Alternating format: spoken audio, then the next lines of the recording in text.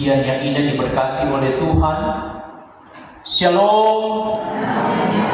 Damai di hati. Bapak Ibu Saudara yang terkasih di dalam Tuhan kita Yesus Kristus, di tengah kehidupan rumah tangga, berbahagialah para suami ketika firman berkata, kemolekan adalah bohong dan kecantikan adalah sia-sia, tetapi istri yang takut akan Tuhan dipuji-puji. Para suami yang tenang, amin. Berikan I love you mom. Yang malu-malu ada itu pesanan ya, di-say. Kalau dari muka sini silakan bapak-bapak mana, I love you mom. Ketika para istri mendapatkan ucapan I love you, apa perasaan ibu-ibu? Udah love di atas kepala, karena sama terbang pendeta, karena dia tidak pernah bilang begitu kecuali ulang tahun.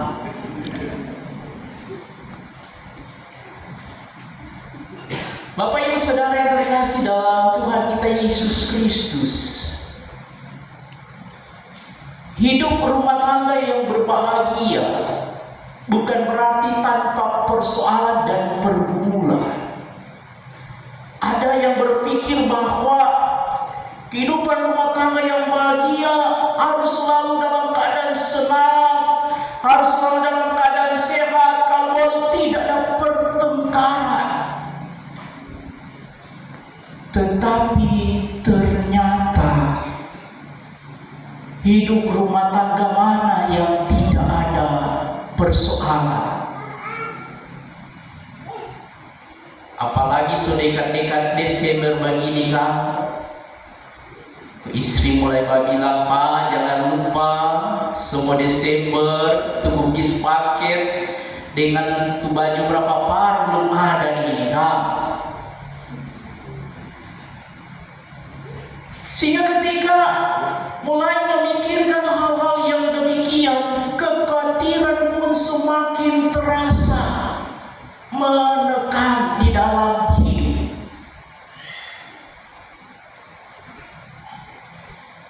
Tetapi firman Tuhan di malam hari ini menggambarkan tentang bagaimana sosok seorang istri yang cakap. Kira-kira di dalam kehidupan para istri yang hadir sebelum memilih pasangan, kira-kira ibu lihat dulu dia ketampanan atau kebaikan? Apa? Dia ganteng atau dia kebaikan? Iyo, kebaikan. Kalau para bapak-bapak lihat tuh istri yang pertama dia kebaikan atau kecantikan.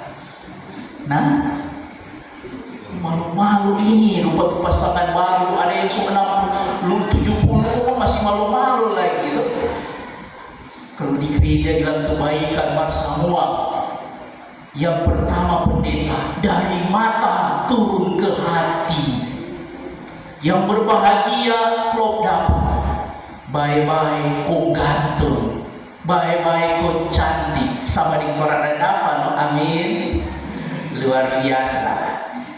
Kecakapan berbicara bukan hanya kecantikan, kemolekan, tetapi kecakapan ini menjadi sosok seorang istri yang berhikmat, istri yang bijaksana, istri yang memiliki ketegaran, istri yang memiliki integritas dan mampu untuk bekerja keras dan mampu untuk menyatakan kreativitas. Jadi kecakapan ini gabungan dari semuanya ini. Sehingga kata firman, istri yang cakap siapa akan mendapatkannya? Sehingga dikatakan bahwa para laki-laki untuk mendapatkan pasangan hidup, khususnya anak-anak muda yang lain, harus mulai melihat, mulai mendengar, bahkan mulai untuk menyeleksi di dalam hati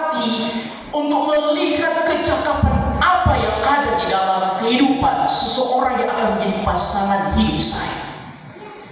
Karena kalau para ibu-ibu salah gunting rambut berapa bulan menyesal? 1 bulan.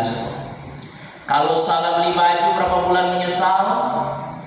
2 bulan. Kalau salah pilih pasangan berapa tahun menyesal?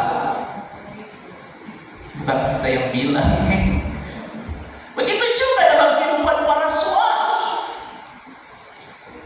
Sehingga hal ini menyadarkan kita bahwa berbicara tentang kecakapan yang ada dalam figur seorang istri, figur seorang suami, itu terbentuk dari sikap kehidupannya ketika dia hidup di dalam doa, hidup di dalam iman, dan dia nyatakan lewat sikap kehidupan, lewat tanggung jawab rumah tangga, keluarga yang ada.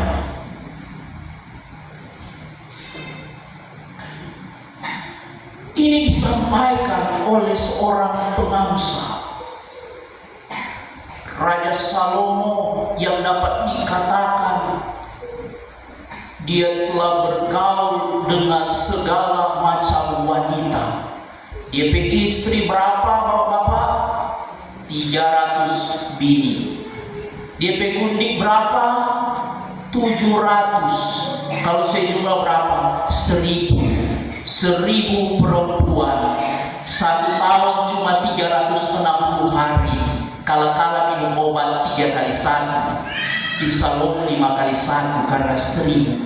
Jadi dia menulis ini berdasarkan pengalaman-pengalaman dari rentetan peristiwa hidupnya, sehingga dia menyimpulkan kemolekan adalah bohong dan kecantikan adalah sia-sia, tapi istri yang takut akan Tuhan dipuji-puji. Kesimpulannya bahwa kehidupan istri yang takut akan Tuhan yang akan mendatangkan kebahagiaan hidup rumah tangga. Tapi bukan hanya istri, bagaimana juga suami yang takut akan Tuhan yang akan mendatangkan kebahagiaan hidup rumah tangga.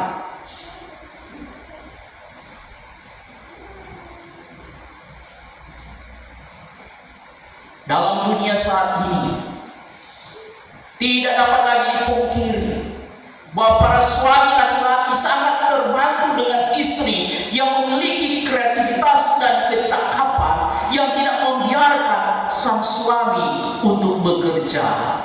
Ibu-ibu yang demikian angkat tangan kemudian lambai-lambai. Aduh, luar biasa, bangga sekali kan. Padahal yang berkhotbah ini laki-laki. Jadi sangat bangga memiliki istri yang mempunyai kreativitas, kecakapan, yang tidak membiarkan sang suami bekerja sendiri, tetapi mereka juga secara mandiri berupaya untuk menghasilkan sesuatu. Firman Tuhan menjelaskan demikian.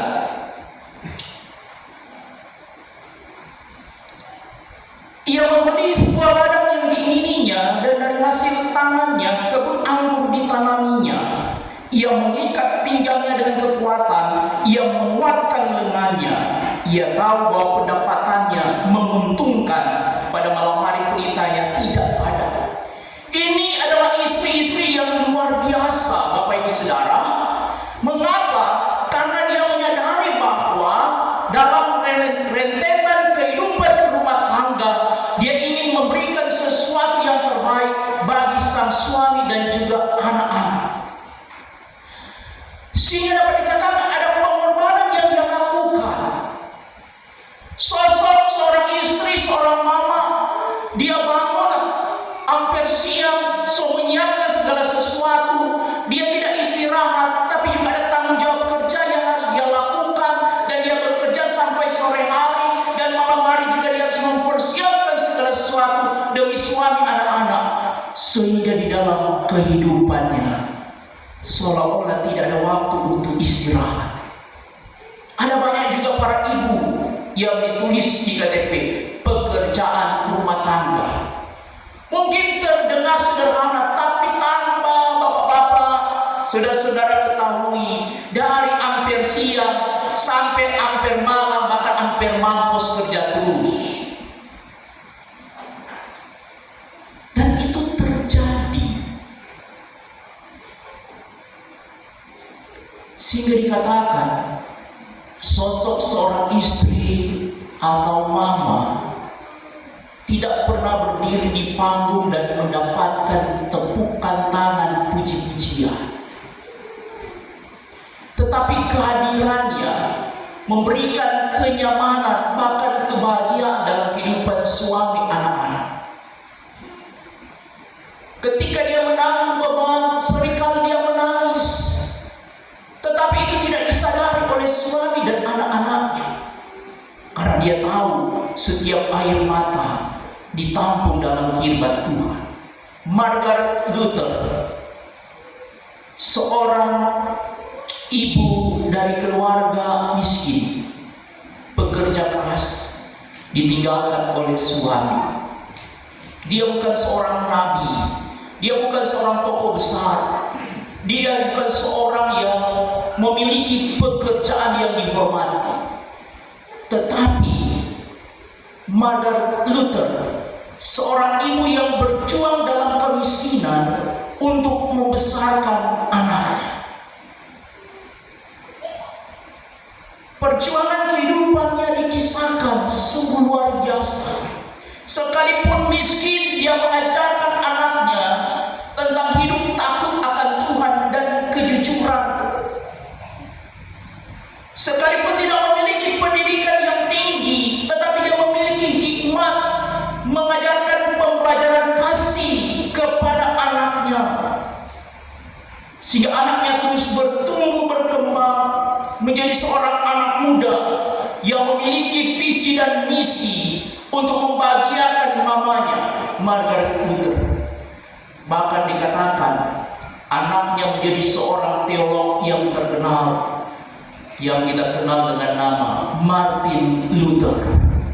Martin Luther, seorang reformator gereja, dedikasi, integritas, iman yang luar biasa dia miliki dan hidupi dari mamanya yang hanya orang biasa-biasa, tetapi memiliki iman yang luar biasa. Amin.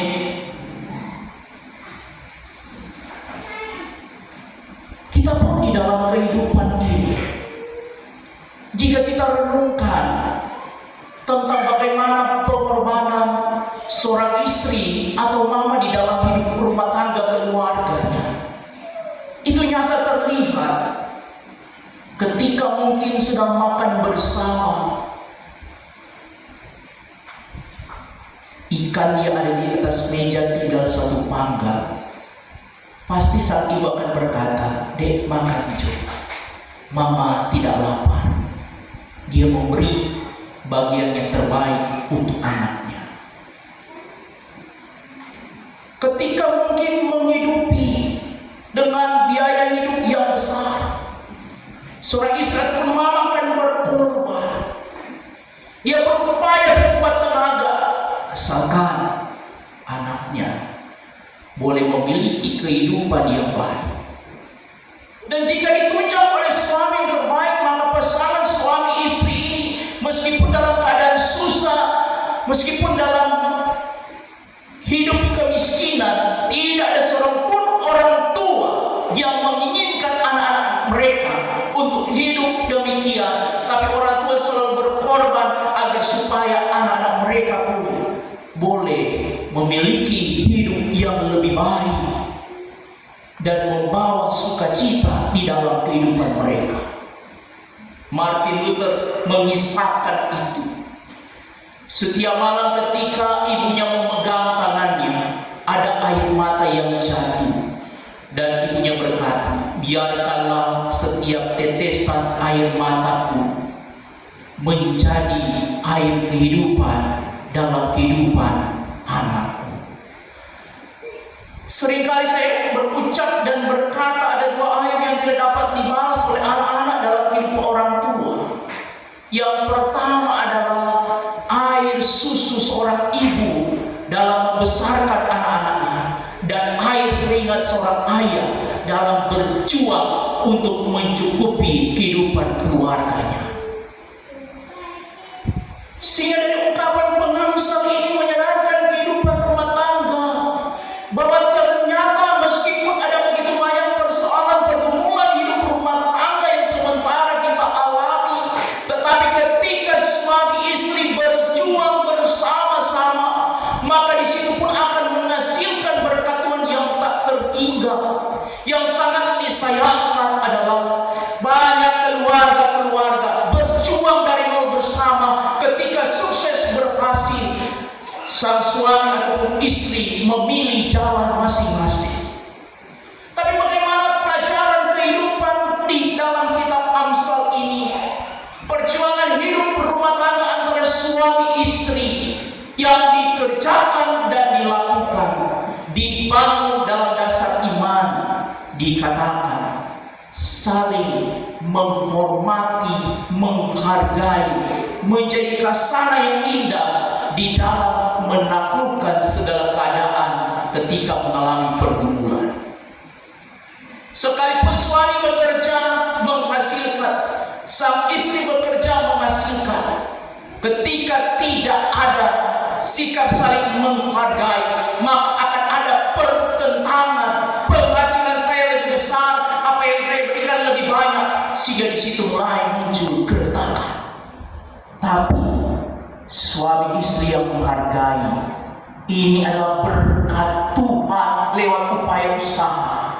Maka berkat yang alami dalam hidup dipergunakan untuk membangun kehidupan anak-anak, sehingga ketika anak-anak mulai besar, sukses berhasil, mereka pun akan berkata, saya boleh mengalami kesuksesan keberhasilan berkat doa papa mama saya, berkat doa opa oma saya. Sehingga kita yang mendengar ada kebanggaan bahwa perjuangan kita tidak sia-sia, tapi menghasilkan sesuatu yang terbaik dalam kehidupan anak-anak kita. Saudara-saudara yang terkasih di dalam Tuhan kita Yesus Kristus,